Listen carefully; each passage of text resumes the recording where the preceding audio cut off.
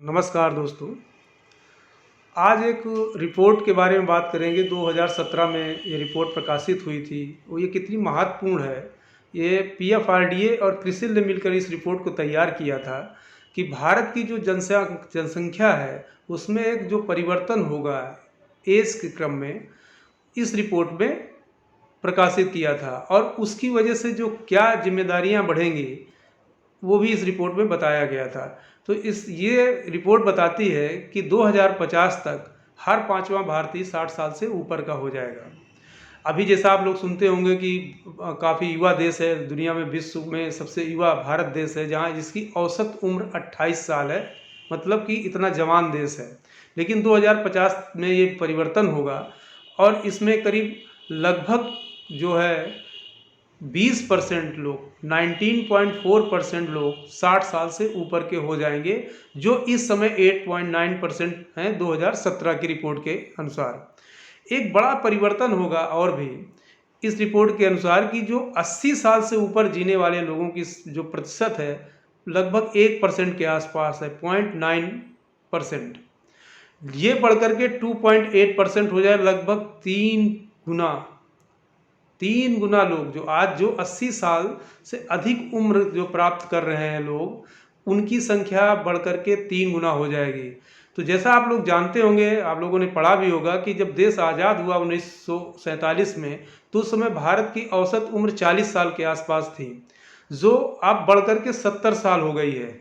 जो देश ने मेडिकल इंफ्रास्ट्रक्चर तैयार किया और आर्थिक तरक्की की है और लोगों के अंदर अपने स्वास्थ्य के प्रति अवेयरनेस भी आई, तो अब हम लोगों की जो औसत उम्र है वो 70 साल हो गई है। ये बढ़कर के 77-80 हो जाएगी 2050 तक।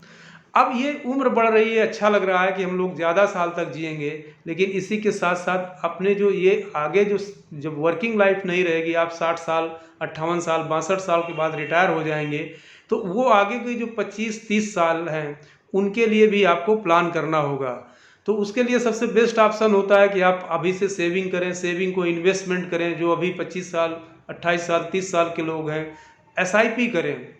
हम लोग प्रयास करते हैं कि घर घर एसआईपी हो और लोग इस एसआईपी कर करके अपना वेल्थ क्रिएशन करें। लेकिन जिन लोगों के पास वेल्थ है वो लोग अपना रेगुलर इनकम कैसे करें, जिनके पास पेंशन नहीं है।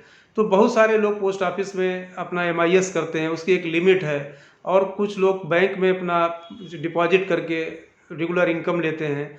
कुछ लोग अपना हाउस रेंट में दे करके, या जिन्होंने अपना रेंट के लिए हाउस तैयार किया, घर बनाया है, उससे अपना रेगुलर इनकम करते हैं। लेकिन ये सब जानने के पहले ये जानना जरूरी है कि हमारे जो पैसे की कितनी ज़रूरत होगी। तो आप देखें कि जब इस समय यदि कोई 2017 या 2020 या 23 की हम बात करें, तो 50,000 रुपये आप इनकम, 50,000 रुपये आपके जो मंथली एक्सपेंसेस हैं, आप खर्चा करते हैं, तो 20 साल बाद आपको इतने ही खर्चे के लिए 1,60,000 रुपये की ज़रूरत पड़ेगी, यदि ये 6% की इन्फ्लेशन को हम मान लें। तो इस तरीके से आपको आज जो आप खर्चा कर रहे हैं, तो इन्फ्लेशन को जोड़ करके ही कोई कॉर्पस की तैयारी करें। तो अब हम जो कुछ फंड के बारे में, जो एसडब्ल्यूपी प्लान के बारे में, जो म्यूचुअल फंड के हैं, उनके बारे में बात करेंगे। लेकिन ये जितने भी हम फंड का डिस्कशन करेंगे या उनके रिटर्न्स के बारे में बात करेंगे, केवल एजुकेशन के पर्पज़ से है। जैसा कि आप लोग जानते हैं कि mutual fund investment subject to market risk, तो ये मार्केट रिस्क आधारित फंड है। इसलिए आप इनमें केवल फंड को देख करके, परफॉर्मेंस देख करके इन्वेस्टमेंट ना करें। अपनी रिस्क प्रोफाइल को देख करके, अपने एडवाइजर से बात करके तभी आप इन्वेस्टमेंट इसमें करें या सोचें। तो ये फंड ये आपको ज़रूर एक दिशा देते हैं कि आप इस फंड में या म्यूचुअल फंड में यदि इन्वेस्टमेंट करके अपने रिस्क प्रोफाइल को ध्यान में इन्वेस्टमेंट करते हैं, तो आपका रेगुलर इनकम भी ठीक रहती है, प्लस रेगुलर इनकम को बढ़ा भी आप सकते हैं। दूसरा है कि आप जो है अपना वेल्थ भी बना सकते हैं। तो दो एक काम एक साथ हो सकते हैं कि आपकी एक रेगुलर इनकम भी बनी रहे, वेल्थ भी क्रिएट हो जाए और अपनी रेगुलर इनकम को बढ़ा भी सकें और अपनी पोस्ट रिटायरमेंट लाइफ बहुत अच्छे से संभाल सकते हैं। आपको फिजिकल असिस्टेंट की लोगों की ज़रूरत पड़े, आपको इमोशनल असिस्टेंट लोगों की ज़रूरत पड़े, लेकिन फाइनेंशियल असिस्टेंट की ज़रूरत ना पड़े, आप सेल्फ डिपेंडेंट रहें, और सेल्फ डिपेंडेंट के साथ साथ आप अपने रेगुलर इनकम को बढ़ाते भी रहें, जिससे आपके नॉमिनी और सक्सेसर को भी इसके फ़ायदा मिले।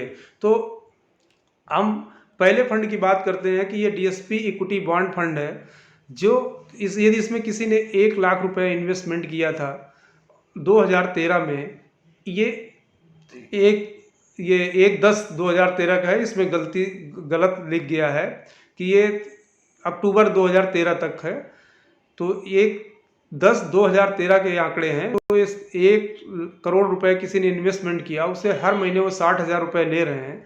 तो इस तरीके इन 10 सालों में उन्होंने 78 लाख रुपए से विड्रॉल कर लिया।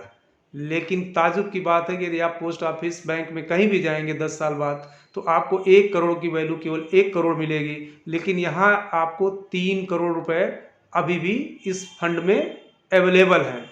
अब आप चाहें तो यहाँ से आप अपना मंथली इनकम और बढ़ा सकते हैं, या कोई छोटी मोटी ज़रूरत आती है तो इससे थोड़ा बहुत पैसा विड्रॉल भी कर सकते हैं। तो ये ग्रांड टोटल यदि आप देखें तो 3 करोड़ 82 लाख रुपए इस फंड ने 10 सालों में 1 करोड़ का 3 करोड़ 82 लाख रुपए कर दिया। ये फंड जो है ये 8,000 करोड़ से ऊपर का फंड है। इसमें 14% का रिटर्न आया है। और इस तरीके से जैसे आप देख रहे हैं, 2 सीनियर सिटीजन अपना एंजॉय कर रहे हैं। जब इस तरीके से फंड में आप इन्वेस्ट करने, फंड ऐसा रिटर्न दे तो एंजॉय करना तो बनता ही है। दूसरा, यदि एसबीआई इक्विटी हाइब्रिड फंड को देखें तो इस फंड ने लगभग 16% के आसपास रिटर्न दिया, और 1 करोड़ रुपए आप लगाने के बाद 60,000 रुपये महीना ले रहे हैं। सभी फंड की एक ही डेट ली गई है, जो अक्टूबर 2013 से नवंबर 2023 तक का है। तो इस फंड में आपने 78,000 विड्रॉल करने के बाद इसमें आज भी 3 करोड़ 80 लाख का कॉर्पस आपका तैयार है। यदि टोटल देखें तो आपने 4.5 करोड़ से ऊपर फंड ने बना दिया, और इसमें जो रिटर्न आया लगभग 16% का आया। ये फंड बहुत बड़ा फंड साइज में है, ये 60,000 करोड़ से ऊपर इस फंड के पास एसेट है।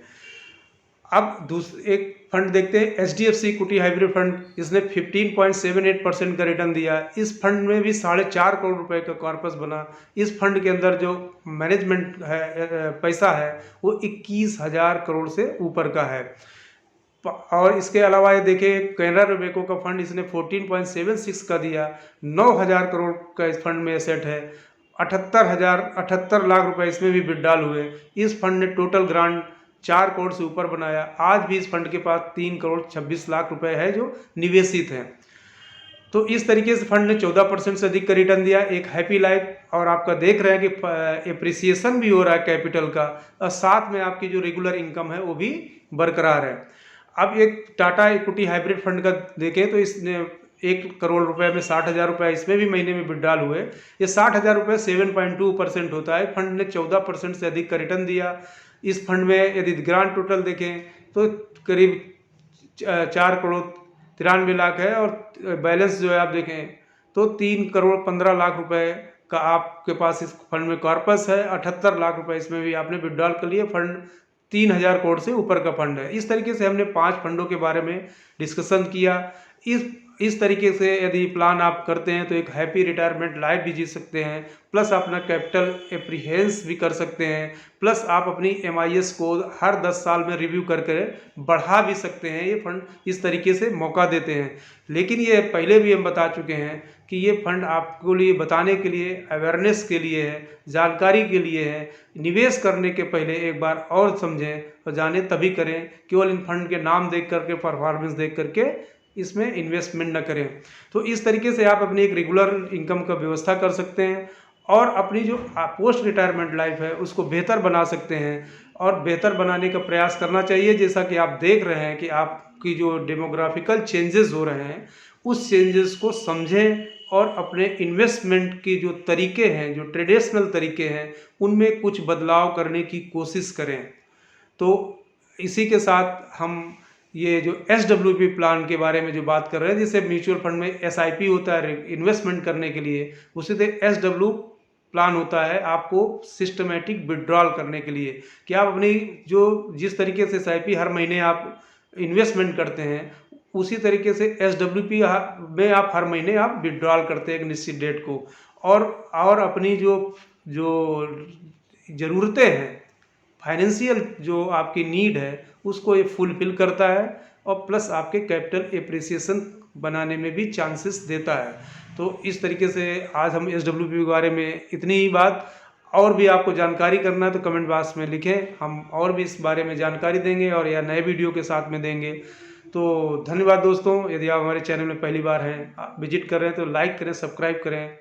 धन्यवाद।